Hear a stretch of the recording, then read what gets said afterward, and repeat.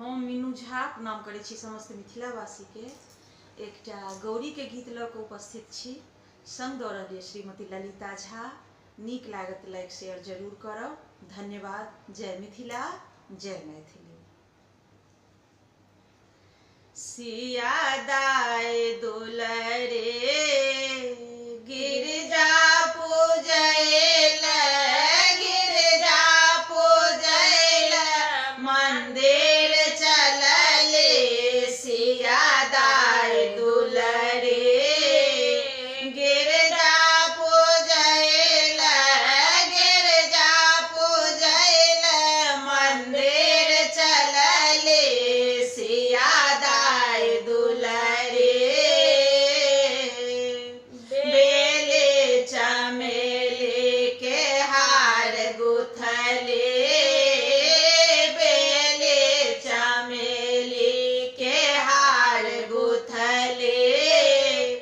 गंगा जमुन सो, गंगा जमुन सो जल भरले।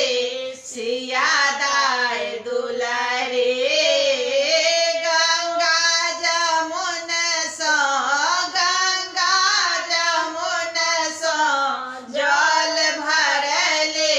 सिया दाय दुलरे गिरजा पूजैल, गिरजा पूजैल मंदिर चलले।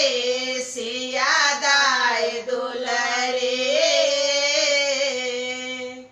धूप दीप नैवेद्य सो थारी भरले, धूप दीप नैवेद्य सो थारी भरले। जन्म जन्म लय, जन्म जन्म लय बर राम मंगले।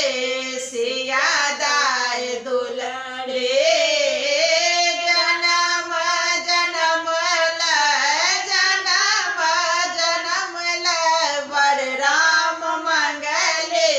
सिया दाय दुलरे गिरजा पूजैल, गिरजा पूजैल मंदिर चलले। सिया दाय दुलरे लाटे सिंदूर लाले लाल सजले, लाटे सिंदूर लाले लाल सजले।